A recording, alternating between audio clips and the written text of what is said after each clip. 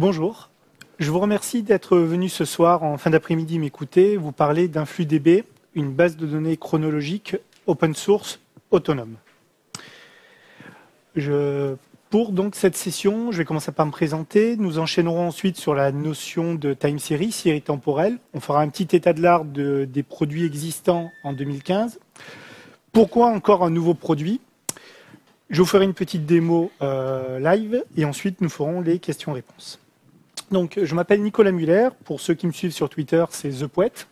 J'ai la tête de Marty McFly, donc pas facile de me reconnaître. Donc, je travaille chez Triptych. Je suis un des 3 associés d'une jeune start-up aixoise qui est spécialisée autour de Docker et de Java.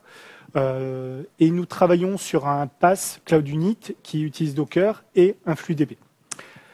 Je suis également membre du Marjug avec Julien Viette, qui est peut-être ici dans la salle. Et je suis aussi membre fondateur d'un Fab Lab sur X qui s'appelle le LabX Bidouille, qui était présent l'an dernier à Devox ici même. Voilà. Je vais donc vous parler de la notion de time series. Une série temporelle, en fait, c'est un regroupement d'événements qui se sont passés dans le temps et dont on peut marquer le moment. Ça peut être vos fichiers de log que vous voyez, sur lesquels vous travaillez tous les jours. Ça peut être votre timeline Twitter. C'est en fait un ensemble d'événements. Tout ce qui se mesure dans le temps. Ça peut être une mesure physique d'un capteur. Ça peut être une exception dans votre application, puisqu'elle est horodatée. Ça peut être les pages vues par les utilisateurs à un moment donné, les actions de ces utilisateurs, les commits Git dans votre projet. En fait, tout ce qui se mesure arrive dans une série temporelle. Aujourd'hui, en 2015, vous allez me dire pourquoi InfluDB? Déjà, on a beaucoup d'outils à notre disposition pour stocker toutes les données temporelles qui existent. En particulier, Graphite et OpenTSDB sont les 2 plus connus. Le problème, c'est que Graphite, lorsqu'on commence à discuter avec des gens qui l'utilisent, on se rend compte que ce n'est pas trivial à installer. Ça scale difficilement. Whisper, le moteur sous-jacent, va être remplacé. Aurait dû être remplacé, ne le sera peut-être jamais. Donc Graphite commence à péricliter. OpenTSDB utilise Hadoop, HBase. Donc ce sont des outils qui sont pour des administrateurs système. Ce ne sont pas des outils en fait qui sont pour les développeurs comme nous. C'est des outils vraiment à un usage industriel. Tout ça, c'est bien. On a aujourd'hui aussi des outils pour collecter toutes les données, CollectD, Sensu. Pour nous, développeurs Java, il y en a 3 sur lesquels il faut se focaliser. C'est Drop Wizard Metrics, qui est de CodeHall, c'est l'ancienne librairie de Yammer. JMX-Trans, qui permet d'exposer toutes vos métriques des bin JMX. Et Jolokia, qui est mon petit préféré, je vous le conseille en particulier. Donc aujourd'hui, en fait, on pourrait se dire pourquoi quelqu'un vient me présenter, me parler de base de données temporelles. C'est quelque chose de connu, il n'y a même plus de recherche fondamentale sur ces points. Ah ben non, il manque quand même quelque chose. On est en 2015. En 2015, depuis l'an dernier, il y a un autre outil, un gros outil qui s'appelle Docker, qui fait un gros buzzword. Docker, en fait, si je fais une petite transition, ça nous a simplifié à nous le travail sur LXC, pour nous développeurs. LXC fonctionnait déjà, les administrateurs savaient s'en servir, nous on ne savait pas, développeurs. Aujourd'hui, en fait, c'est ce qui manque. C'est dans le monde des bases de données temporelles, c'est des outils simples à installer, à administrer, qui peuvent stocker des millions de points. Aujourd'hui, l'IoT, on en parle à Devox aujourd'hui, mais tous les jours, vous en entendez parler. Aujourd'hui, en 2015, on travaille massivement avec HTTP et des architectures REST. On a envie de pouvoir discuter en JSON. On aimerait aussi que les produits qu'on utilise soient bâtis eux-mêmes sur des API pour être étendus, pour qu'on puisse nous-mêmes créer nos propres clients, par exemple. On veut également que ces outils sachent s'auto-administrer, se nettoyer, se processer. Donc tout ça, c'est des outils qui ne sont pas forcément présents aujourd'hui sur le marché. Alors la raison fondamentale de pourquoi je suis là ce soir vous parler d'InfluDB, c'est qu'il y a 2 raisons. D'une part, je m'en sers tous les jours dans le cadre de notre PaaS, mais également dans le cadre du Fab Lab, où on gère un projet de domotique, et en particulier de serre autonome. Donc, avant d'en arriver à ces outils, bon, en fait, je vais reprendre quelques buzzwords comme MQTT et PAO, qui sont aujourd'hui dans des protocoles de communication, Donc on utilise dans le cadre du Fab Lab des Arduino, des Raspberry, des brokers, tout ça, pour monitorer des cerfs, pour sauver des orchidées. Parce qu'on a eu un amour immense à Marseille des orchidées. Et on s'est rendu compte, en fait, à bout de 6 mois d'exploitation des cerfs, qu'on commençait à avoir beaucoup de données. Petite remarque, si on fait une capture par capteur, un événement par capteur par minute, ce qui n'est pas grand-chose finalement, une mesure de température, par exemple, d'hygrométrie, du sol, de l'air, parce que mes orchidées ont besoin de beaucoup de soins, je me rends compte que j'ai quand même 1440 événements par jour, 42 000 par mois, un demi-million par an. Ça, c'est pour une acquisition à la minute. Je pose une petite question. Est-ce que quelqu'un est capable de me dire, si je devais faire une acquisition par seconde de température, en un an, combien j'ai de points? 31 millions. Ça fait réfléchir quand même. Donc 31 millions de points, c'est simple, c'est mathématique, c'est que des multiplications. Donc pour un capteur pendant une seconde. Donc imaginez des buildings aujourd'hui, imaginez des serres où j'ai déjà presque 6 capteurs. Sur un an, si je veux administrer tout ça à la seconde. Bon, c'est peut-être excessif, mais dans l'absolu, plein de gens vont en avoir besoin. Donc, au départ, nous avions commencé à utiliser MySQL. Ça partait bien, aucun problème de réponse. À bout de 6 mois, ça devenait absolument ingérable. On avait plusieurs centaines de millions de lignes complètement inexploitables pour faire des métriques dessus. Donc, c'est à ce moment-là qu'on a commencé à chercher qu'est-ce qui existait en open source comme base de données chronologique. Et c'est là qu'on arrive à InfluDB. Donc, vous voyez, on a beaucoup d'étudiants qui aiment bien les orchidées. InfluDB, c'est un produit open source, c'est important, qui sort d'un autre produit commercial qui s'appelle Airplane. Airplane, en fait, a été initié en 2012 par Paul Dee, qui est un responsable du machine learning à New York et de plein d'autres choses dans ce domaine. Donc, ils avaient construit un outil de monitoring pour leur SaaS. Et à bout d'un an, ils se sont rendus compte que le produit ne marchait pas. Par contre, ce qui intéressait tous les clients qu'ils étaient allés voir, c'était l'API sous-jacente pour stocker les métriques qu'ils avaient créées. Ils avaient créé donc une API en Go, ultra robuste, qui est devenue InfluDB.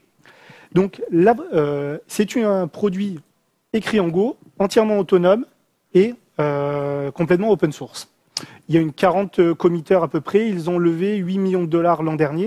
Donc ça veut dire que si demain vous investissez sur InfluDB, il y a quand même une société qui a levé 8 millions, qui va recruter. Ce n'est pas un petit projet. Donc, InfluDB est écrit en Go. Donc pour ceux qui connaissent Go, Go a un énorme avantage, c'est un langage open sourcé par Google, c'est qu'il est entièrement autonome. Toutes les dépendances, le binaire comporte toutes les dépendances. Vous n'avez rien à installer à côté. C'est dans la philosophie. Donc pas de dépendance avec Hadoop, Zookeeper. En fait, les sources et les dépendances de LevelDB ou RuxDB, qui sont la base de données clé-valeur embarquée dans InfluDB, sont carrément dans le binaire. InfluDB est également bâti sur une interface HTTPS pour lire et écrire les données. Tout s'administre en HTTPS et en JSON. De la gestion des utilisateurs en allant jusqu'à lire et écrire des points. Elle est scalable horizontalement. Il suffit de rajouter des instances InfluDB pour que les instances se découvrent. Le terme de data is cold, c'est-à-dire que tant que les données ne sont pas utilisées, elles restent sur le disque. Ce n'est pas du Redis où on monte tout en mémoire. InfluDB, de par ses inventeurs, ont tout un ensemble de fonctions de statistiques descriptives déjà inclus, ce qui est très important. Et a surtout une killer feature, c'est l'échantillonnage de données par période de temps. Pour l'installer, donc je vous disais, comme c'est en Go, c'est très simple. Si vous êtes Mac, vous faites un brew install InfluDB. Sur un Debian ou CentOS, vous avez des packages associés et vous avez des images. Bientôt, il y aura, j'espère, une image de la société InfluDB. C'est dans l'air du temps. Actuellement, le code est écrit en Go et en C, donc difficilement portable sur ARM et Windows. ARM, c'est Raspberry Pi, par exemple. Ça se fait, mais c'est un peu compliqué. Il faut tout compiler. La nouvelle version qui sort dans quelques mois sera full Go, donc full portable. Pour lancer le démon, il suffit de lancer en fait le binaire avec le fichier de configuration. Dans ce fichier de configuration, vous y retrouvez en fait toutes les définitions de plugins. Par exemple, est-ce que j'active le plugin CollectD en entrée pour utiliser Collect D? Est-ce que j'active UDP, par exemple? Tout un tas de choses. Nous, dans notre cas, il y a deux ports qui nous intéressent, c'est le 83 et le 86. C'est l'API et le UI. Il y a une interface utilisateur fournie avec un flux DB, mais surtout une API. Et c'est cette API que vous allez pouvoir utiliser. Dans un flux DB, on retrouve les grands concepts de base de données. C'est-à-dire, comme dans MySQL, vous avez des bases de données, databases. Dans ces databases, vous retrouvez des time series. Une time serie représente une table, mais avec une particularité, c'est qu'il y a toujours deux colonnes qui sont immuables, qui sont le time et une séquence. Les deux forment une clé primaire. Vous ne pouvez pas avoir une même séquence et un même temps, au même moment. Vous pouvez avoir, pour des séquences différentes, des événements qui arrivent au même moment. Excusez-moi. Donc une série, en fait, c'est une ligne, un événement représente une ligne de cette table. Donc c'est très simple. Vous avez des bases de données, vous avez une table qui représente une time series, et une ligne représente un événement. Ce qui est aussi important à comprendre, c'est que l'index primaire est toujours le temps. Je ne parle pas de clé primaire, mais je parle d'index primaire. La manière pour obtenir de bonnes performances sur 100 millions de lignes, on parle de volume tout de suite énorme, c'est de requêter sur le temps et pas de requêter ailleurs. Les valeurs nulles ne sont pas acceptées. Et aussi la particularité, c'est que vous pouvez créer des millions de séries. Et on va bien voir que c'est le nerf de la guerre. Tout se passe à ce niveau. Je vais vite passer sur la sécurité. La sécurité est gérée. Vous pouvez gérer la part droit par utilisateur, interdire à des utilisateurs de regarder telle série par rapport à des valeurs. Bon, tout est bien spécifié. Ce qui est intéressant de voir, c'est que finalement, ici, je vais prendre une enveloppe JSON, très simple. En gros, j'ai un name, c'est temp. Donc j'ai une série température. Dans une colonne, j'ai Celsius. Et dans le point, j'ai ma valeur.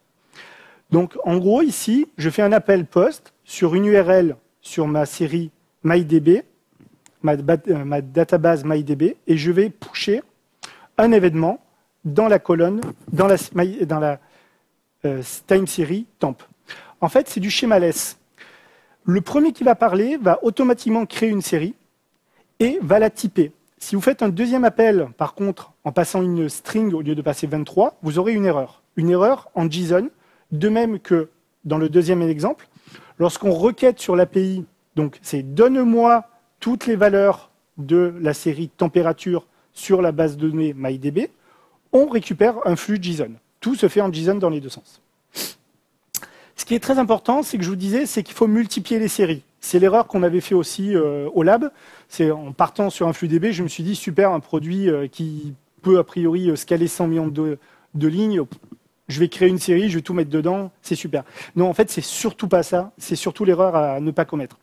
Si je prends l'exemple d'une seule série dans laquelle je stockerai des valeurs qui concernent des CPU, des disques I/O, des I/O de disques, et ainsi de suite, je vais vite me retrouver avec une série géante où je vais mélanger des pommes et des patates.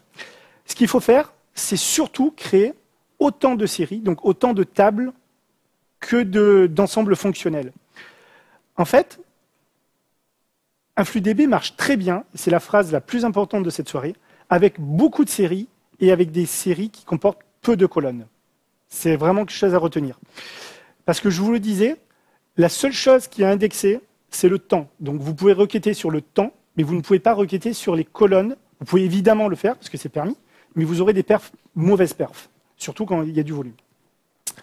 Donc, un flux DB a un SQLite qui permet donc de requêter à travers l'interface web ou à travers l'API. Par exemple, ici, on a vu qu'on a passé une requête select étoile from temp.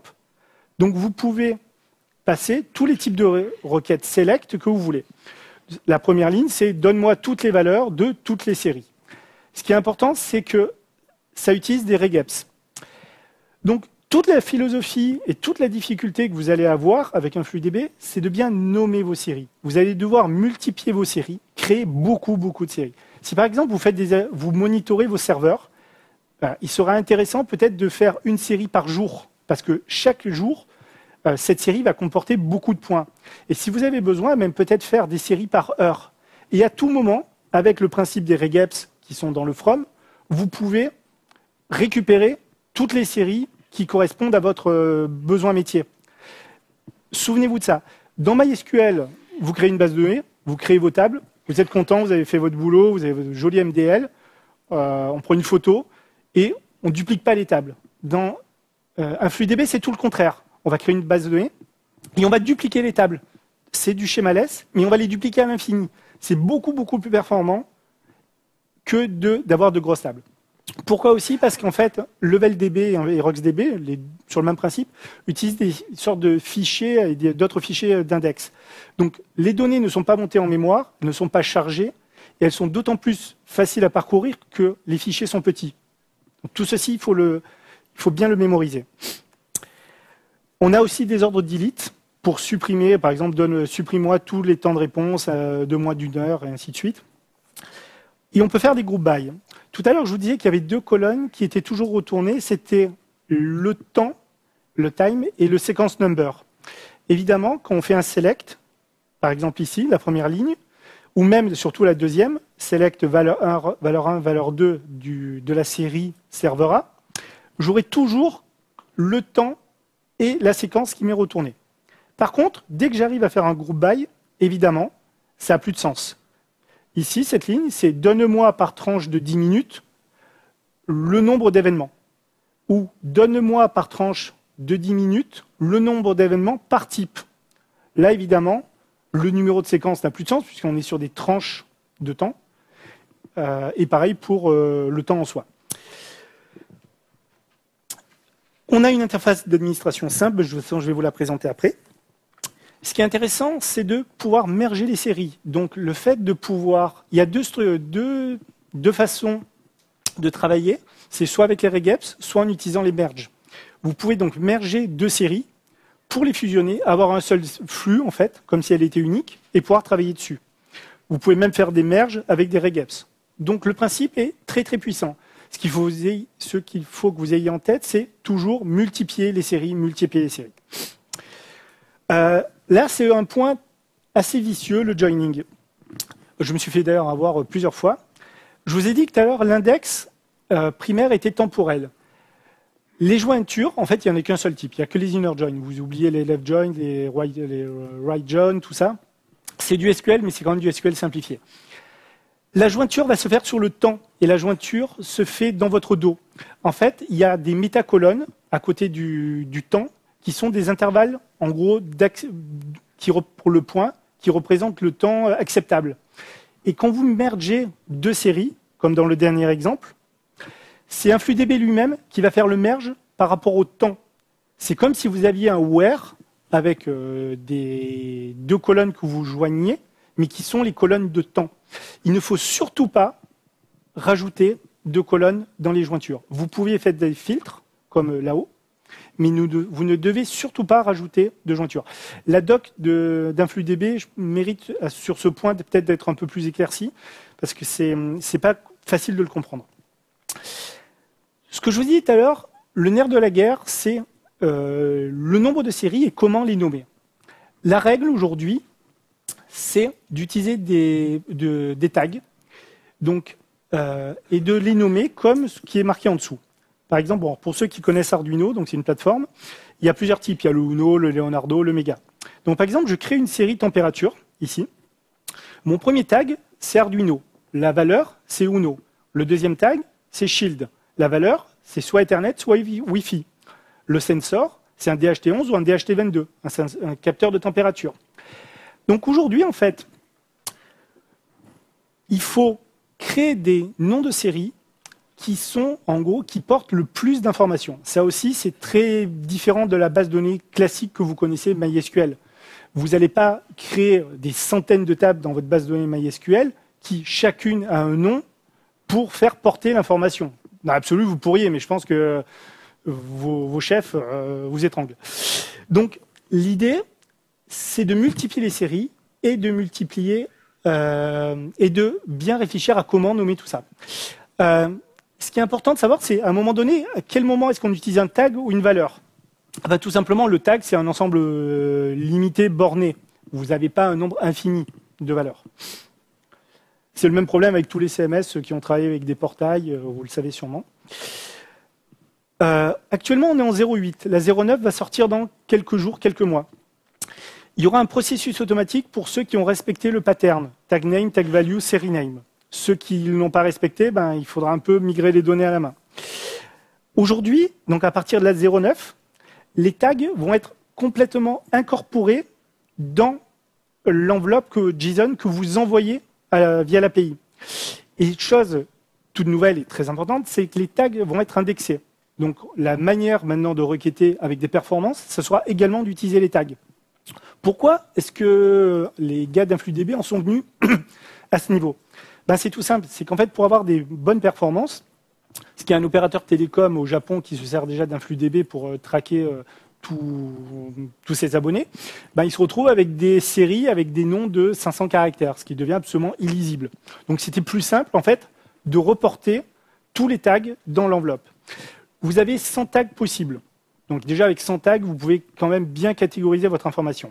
Et les fields, les valeurs, donc qui représentent les colonnes, donc dans votre ligne, vous en avez 255.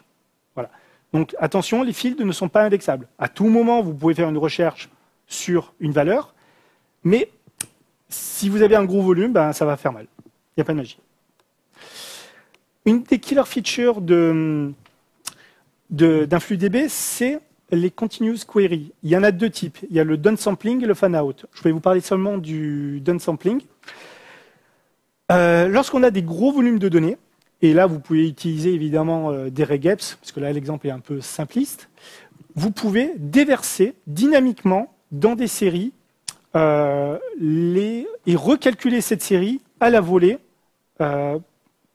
pour ne pas exécuter les calculs. Par exemple, si je devais si toutes les 10 minutes, j'ai besoin de savoir par type, par tranche de 10 minutes, le nombre d'événements, je ne vais pas réexécuter le select count from events, group by, parce qu'il est coûteux, si la table est très grosse.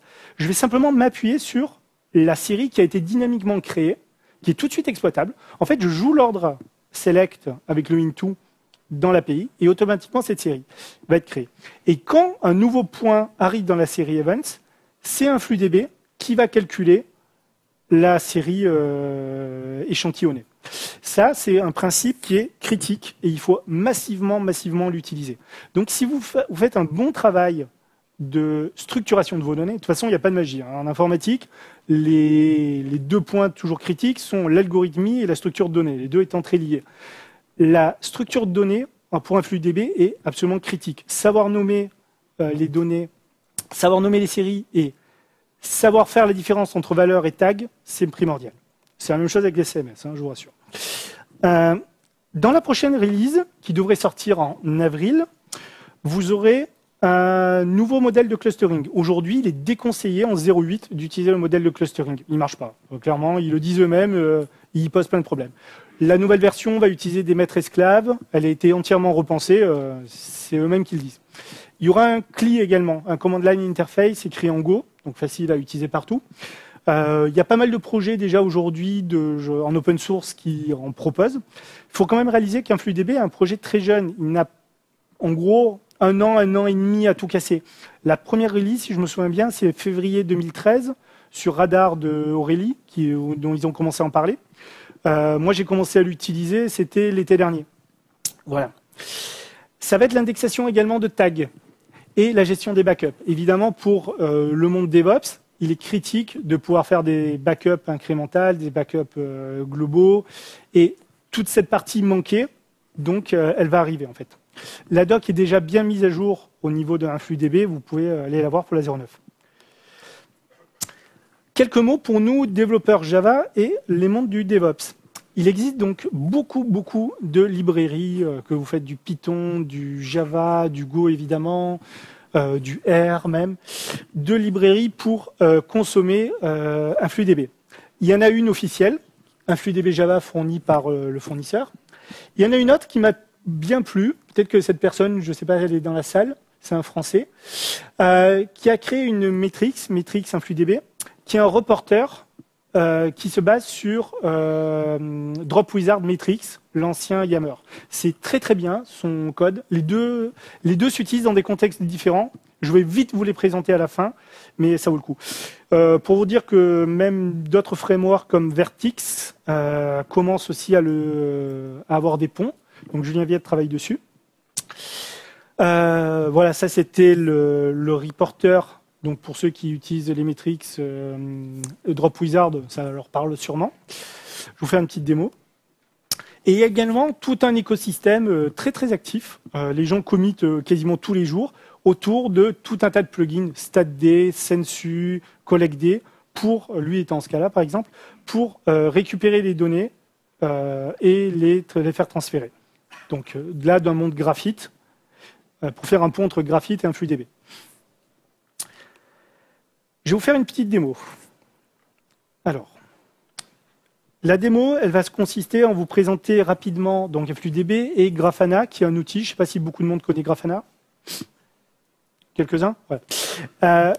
Juste pour vous dire, j'utilise des conteneurs Docker pour la démo. Je vous conseille particulièrement, quel que soit votre environnement, Linux, Mac, Windows, d'utiliser Docker pour utiliser un FluDB et Grafana. C'est très simple et surtout, ça va éviter de vous polluer votre environnement.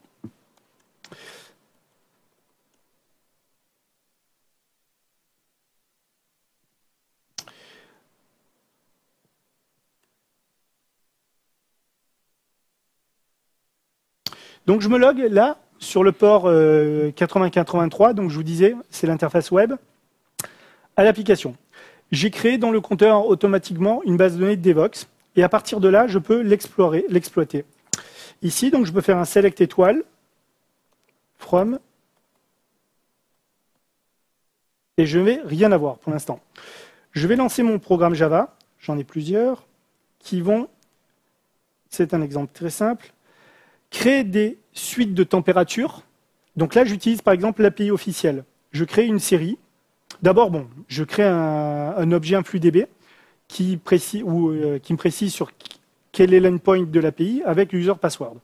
Ensuite, je crée une série. Dans cette série, je la nomme ici, sensor DHT11, position externe. Donc c'est un type de capteur de température en position interne ou externe par rapport à la serre, par exemple. Et je vais lui mettre 2 colonnes, Celsius et Fahrenheit. Donc je vais envoyer une ligne, et dans cette ligne, il y aura les 2 valeurs. Et j'ai 2 séries. Donc je lance mon petit programme, et automatiquement ici, si je reviens, je vois tout de suite, alors là, je vous conseille de mettre tout de suite un limite pour ne pas vous faire mal, et je vois que je récupère des points, et ainsi de suite. Je peux faire la même démo avec, je vais faire après, avec l'autre API. Je vais lancer Grafana. Les 2 outils travaillent absolument ensemble. Il faut que vous puissiez passer de l'un à l'autre facilement. En gros, hop, je fais un peu de place.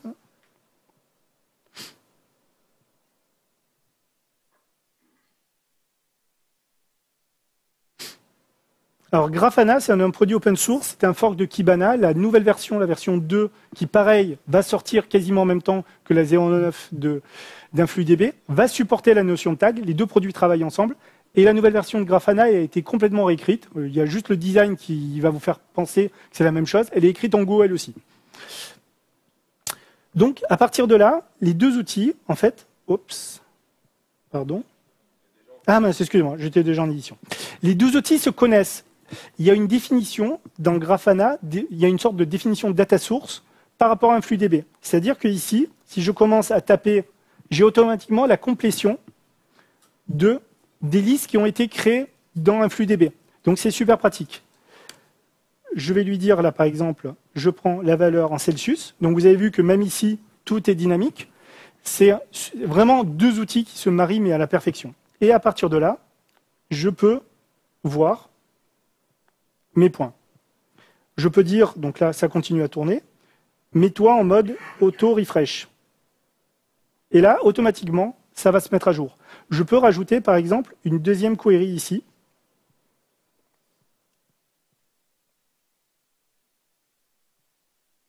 Prendre toujours la valeur en Celsius, et je vois tout de suite les 2. Donc vous imaginez la puissance des 2 maniés. Et si vous faites attention, vous voyez bien que le nom de la série ici est proposé. Donc, tout est dynamique et il est très intéressant de faire beaucoup de séries, puisque là, vous allez pouvoir les choisir et les ajouter. Vous allez pouvoir aussi les merger, les combiner. Je vais vous prendre l'exemple, donc, je vais créer une, ici, hop. Je me remets dans l'interface, ici. Ici, donc, c'est comme si je faisais un post.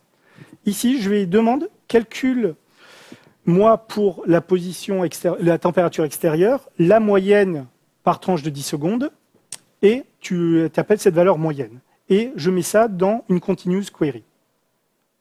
Je l'exécute. Là, en fait, je ne vois pas le retour JSON, mais si je faisais un appel à l'API JSON, il y a un retour 200, OK, ta série est créée. Je viens ici dans Grafana, et je peux ajouter à nouveau une nouvelle query. Et là, je vois, comme par magie, que température existe. Je peux l'ajouter. Je précise la valeur ici, moyenne, et j'ai la moyenne extérieure. Voilà. Je vous présente juste un petit exemple de Demometrics.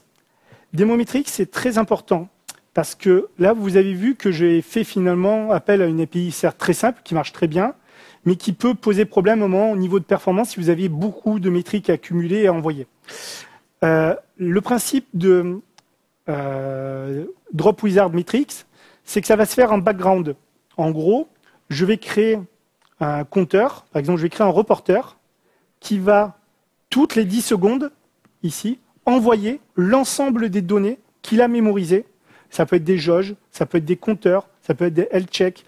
Drop Wizard, c'est l'API Java qu'il faut connaître quand vous faites du monitoring. Vous pouvez vous en servir dans toutes vos applications web classiques, applications simples ici.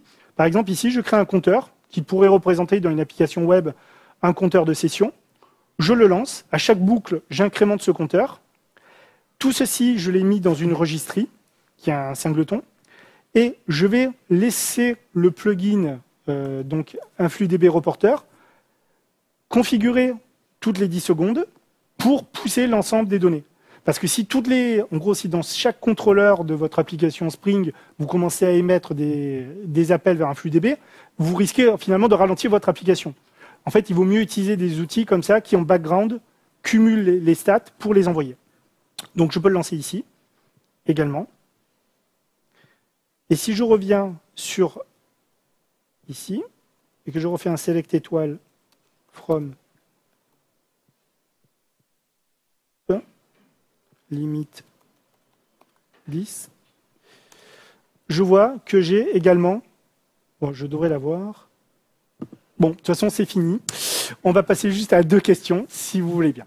Alors, j'ai une première question, c'est au moment où on crée une nouvelle série. Oui. En gros, la date, elle est calculée par le serveur à distance. Alors, vous pouvez la positionner. Parce qu'en gros, si j'ai un terminal mobile qui, lui, donne des points... Non, sans problème. Vous pouvez la passer. Il n'y a aucun souci. Le numéro de séquence et la date, vous pouvez les passer. Le numéro de séquence étant unique, la date, vous pouvez la passer. Il n'y a aucun souci. Il y a toutes les regeps possibles, par regeps, format pour dire en temps universel, pas en temps universel. Oui, bien sûr, vous pouvez. Oui. Exactement. Vous pouvez même faire du relatif par rapport au moment où le serveur a démarré, ainsi de suite. Voilà. Sans problème.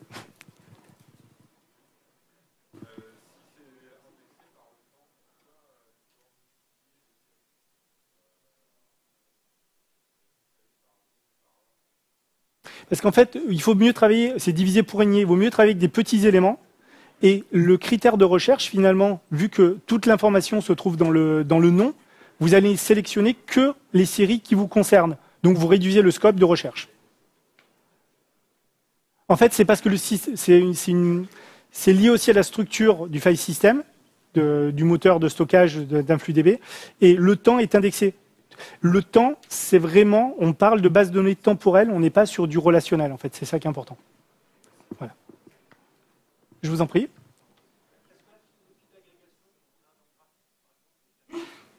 Est-ce que la question, c'est est-ce que la philosophie d'agrégation de Graphite est gérable? Alors, je ne connais pas très très bien Graphite, mais il y a une différence, c'est que Graphite travaille de manière hiérarchique, si je ne me trompe pas, alors qu'eux ont pris le choix de travailler de manière par tag, plus à plat. C'est conceptuellement différent. Et Paul D a un blog où il parle de la comparaison tag versus hiérarchie. C'est d'assez haut niveau, mais c'est très intéressant. Je vous en prie.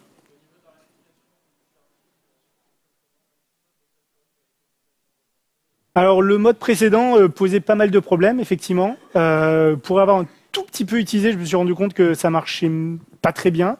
Et le nouveau, de toute façon, c'est clairement mis dans la doc. N'utilisez pas en production le clustering. Attendez la 0.9 qui va très très bien marcher.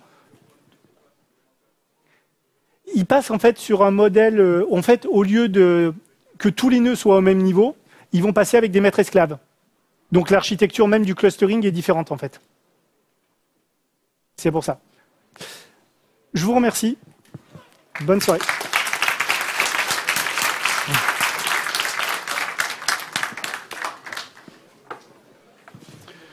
Ouf, ça allait?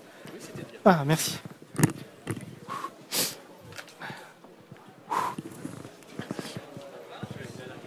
Oui, je t'en prie. Est-ce qu'on peut trouver des benchmarks sur